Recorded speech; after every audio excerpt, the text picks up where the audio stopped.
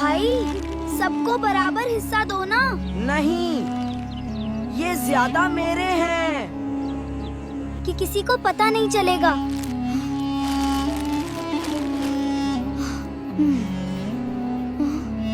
بیٹا، لالچ اچھی بات نہیں ہوتی۔ ہمیں بھی کھیلنے دو، پہلے میں کھیلوں گا۔ یہ ہمیشہ سب کچھ خود رکھتا ہے۔ بھائی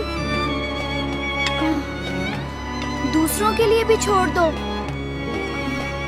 جو صرف اپنے بارے میں سوچتا ہے وہ اکیلا رہ جاتا ہے۔ سب کو برابر دو۔ یہ سب میں لے جاؤں گا۔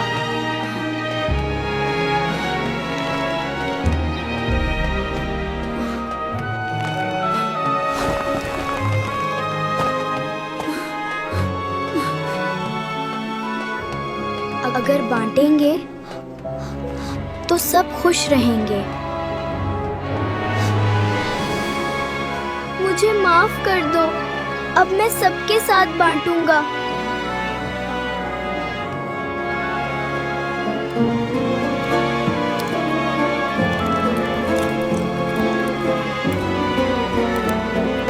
احمد،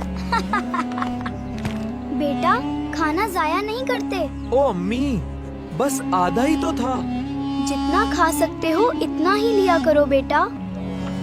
مجھے لگا مجھے بہت بھوک ہے۔ امی مجھے اور چپس چاہیے۔ پہلے یہ ختم کرو احمد۔ امی وہ لڑکا زمین سے روٹی کیوں اٹھا رہا ہے؟ الحمدللہ آج مجھے کھانا مل گیا۔ میں تو روز کھانا ضائع کرتا ہوں۔ بیٹا، ہر نعمت کی قدر کرنی چاہیے۔ آج تم کھانا ضائع نہیں کر رہے؟ نہیں امی، اب کبھی نہیں کروں گا۔ امی کیا ہم یہ کھانا کسی غریب کو دے سکتے ہیں؟ بالکل میرے بیٹے۔ اللہ تمہیں خوش رکھے بیٹا۔ یہ سب اللہ کی نعمت ہے۔ جزاک اللہ بھائی۔ الحمدللہ۔ ماشاء اللہ میرا بیٹا اب سمجھدار ہو گیا ہے، کیونکہ کھانا اللہ کی نعمت ہے۔ اسلام ہمیں سکھاتا ہے کہ کھانا اللہ کی نعمت ہے، کھانا کبھی ضائع نہ کریں اور ہمیشہ اللہ کا شکر ادا کریں۔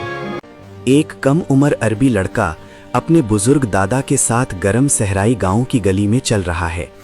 بوڑھا شخص پھٹے ہوئے خشک مٹی میں گھٹنوں کے بل بیٹھ کر کھجور کا بیج دبا رہا ہے۔ اس کے پاس کھڑا ننھا یوسف حیرت سے دیکھ رہا ہے۔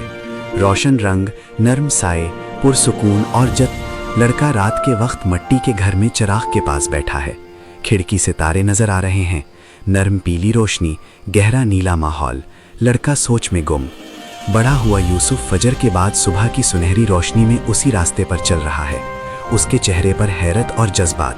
اب بنجر زمین پر ہرے بھرے کھجور کے درخت اگائے ہیں، اونچے ہرے بھرے کھجور کے درختوں کا خوبصورت گروہ۔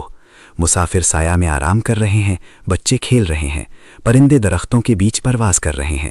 روشن اور خوشگوار ماحول۔ جوان یوسف ایک کھجور کے درخت کے نیچے کھڑا ہے۔